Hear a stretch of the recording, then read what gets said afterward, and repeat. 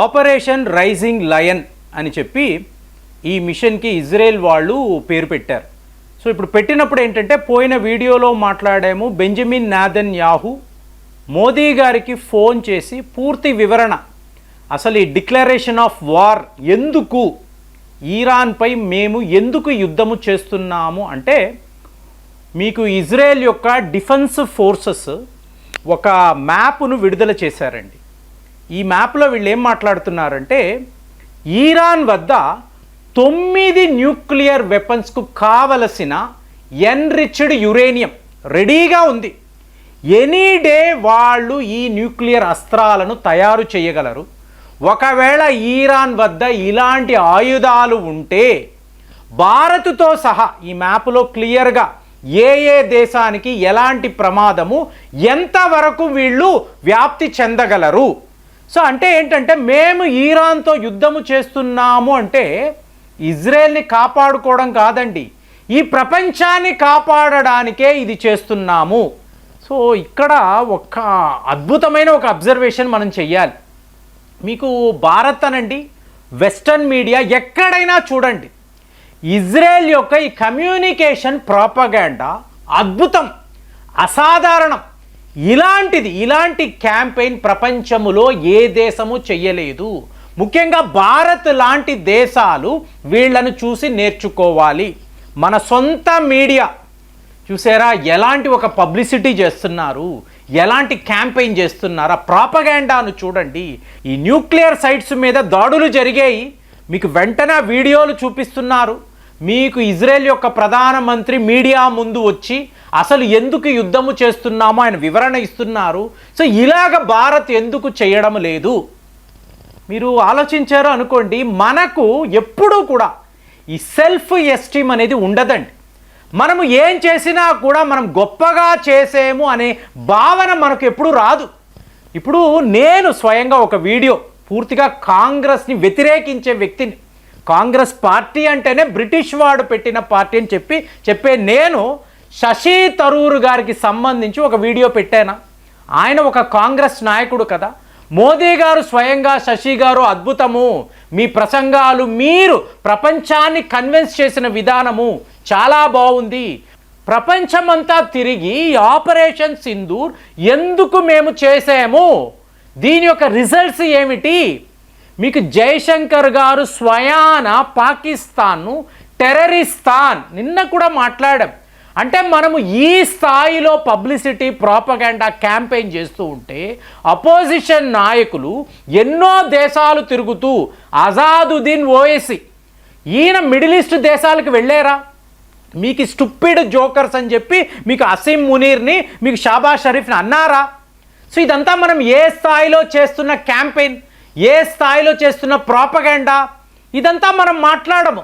సరిపోదండి, వాళ్ళ communication network చూడండి, వాళ్ళకు అమెరికా, వెస్టర్న్ కంట్రీస్ అంతా సపోర్ట్గా ఉంటారండి. ఇంత చేస్తే ఇంత చేసినట్టు చూపిస్తారు, మనం ఇంత చేసి ఏమీ చేయనట్టు కూర్చొని ఉంటాము. ఇది వీళ్ళు చేసే ప్రచారం. కానీ మీరు గమనించండి, ప్రతి ఒక్క టీము ఈ ప్రపంచంలో ఎన్నో దేశాలకు వెళ్ళి ఈ పని పాకిస్తాన్ని శిక్షించడంలో అసలు విషయాలు ఏమిటి, వాళ్ళు తీవ్రవాదులను ఎలా పెంచి పోషిస్తున్నారు, ఎలాగ ఫండింగ్ ఇస్తున్నారు. ఇవాళ మీకు ఇంటర్నేషనల్ మానిటరీ ఫండ్ వాళ్ళు, వరల్డ్ బ్యాంక్ వాళ్ళు, అమెరికా వాళ్ళు పాకిస్తాన్కి అప్పులు ఇస్తే ఇది టెర్రర్ ఫండింగే, వేరే ఏమీ లేదు. ఏ లెవెల్లో జరిగింది కానీ ఎవరు మాట్లాడరే. సో కాబట్టి ఈరోజు మీరు చూసారు అనుకోండి, ఇజ్రాయెల్ వాళ్ళు సింపుల్గా మీకు బెంజమిన్ నెతన్యాహు గారు మోదీ గారికి చెప్పారు, మేము ఆపలేమండి, ఇరాన్ రోజు రోజుకి ప్రమాదంగా మారింది. ఎందుకు ఇలా అంటున్నారంటే, ఇప్పుడు వీళ్ళు తమ ఆయుధాలను హూదీస్కి ఇస్తున్నారు, హమాస్, హిజ్బుల్లా లాంటి తమ ప్రాక్సీస్కి ఇస్తున్నారు.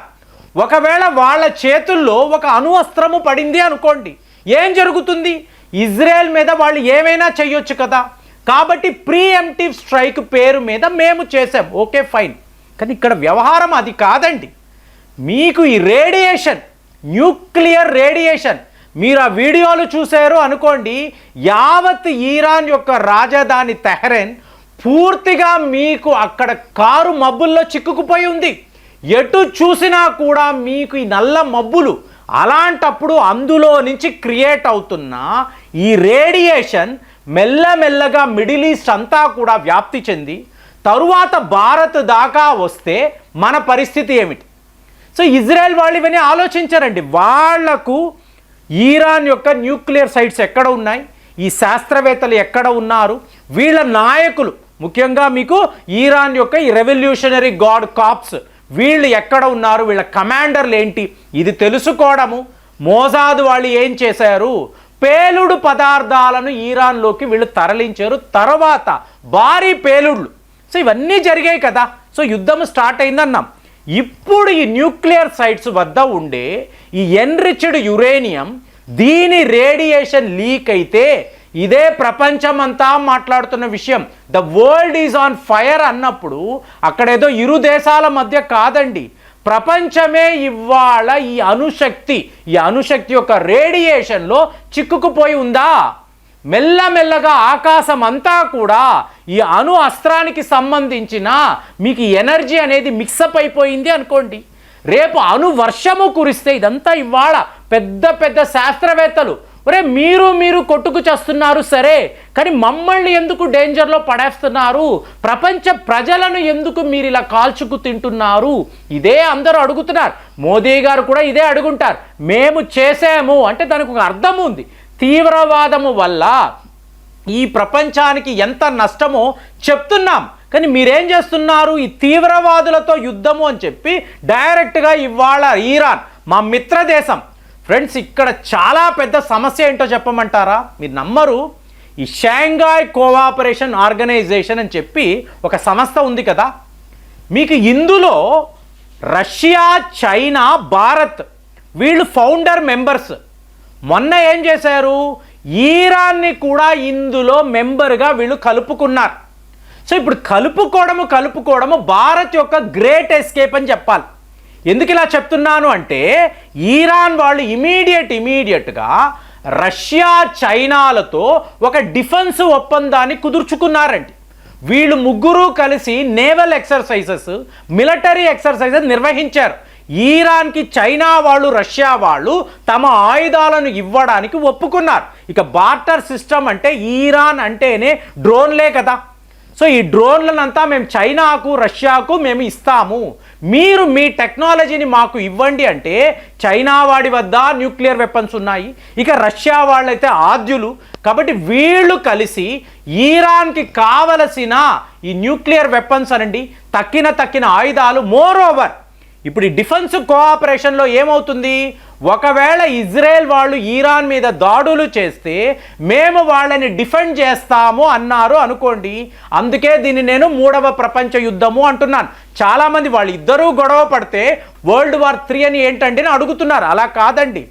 ఇజ్రాయెల్ని డిఫెండ్ చేయడానికి అమెరికా వస్తే ఈరాన్ని కాపాడడానికి రష్యా, చైనా కూడా కలిస్తే అప్పుడు వ్యవహారం ఏంటి? ఎందుకు మనము ఎస్కేప్ అయ్యాము అంటే మనము ఎప్పుడు ఏ దేశముతో కూడా ఇలాంటి మిలిటరీ టైఅప్స్ పెట్టుకోం. ఎక్సెప్ట్ రష్యా, మనము వేరే ఎవరితో కూడా మిలిటరీ పార్ట్నర్షిప్ అనేది ఉండదు. కాబట్టి మనం క్లియర్గా ఈరాన్కి చెప్పాం, మేము మీతో కలవలేం, మీరు మా మిత్ర దేశమే, కానీ యుద్ధాలు, డిఫెన్స్ టైస్, మిలిటరీ అన్నప్పుడు మేము ఎవరితో కలవమని చెప్పి క్లియర్గా చెప్పడంతో ఇవాళ మనం తప్పించుకున్నాం. లేదు అనుకోండి, as per the defence cooperation మనము కూడా రష్యా, చైనాతో కలవాల్సిన పరిస్థితి. అప్పుడు ప్రపంచము 2 ముక్కలు అవ్వడము కాదు, ఇజ్రాయెల్, అమెరికా, మనము ఇజ్రాయెల్ని శత్రువుగా చూడాలి. ఈ పరిస్థితిలో ఈరాన్, రష్యా, చైనా, భారత్ కలిసి అమెరికా, ఇజ్రాయెల్ మీద యుద్ధము చెయ్యాలంటే ఎంత ఒక వర్స్ట్ సినారియో చూడండి. అలాంటిది జరగకపోవడం, ఇవాళ కూడా మనము న్యూట్రల్గా ఉండడము. సో మనము ఇజ్రాయెల్ని మిత్రదేశము, ఈరాన్ని మిత్రదేశంగా చూస్తున్నాము. కానీ న్యూక్లియర్ రేడియేషన్ ఇవాళ చాలా పెద్ద ప్రమాదముగా మారింది అని ప్రపంచంలో ఉండే మీకు ఎన్విరాన్మెంటలిస్టులు అనండి, అలాగే మీకు శాస్త్రవేత్తలు, వీళ్ళందరూ ఇప్పుడు ఇదే మాట్లాడుతున్నారు. ఇంకా బెంజమిన్ నెతన్యాహు గారు ఏమన్నారు, ఇంకొక 2 వారాల పాటు యుద్ధము ఉంటుంది అంటున్నారు. మరి అలాంటప్పుడు ఇంతలాంటి రేడియేషన్ని ఈ మానవ జాతి తట్టుకోగలదా? ఆలోచించండి, ఆలోచించి కామెంట్స్లో రాయండి. మళ్ళీ వచ్చే వీడియోలో కలుద్దాం. జై హింద్.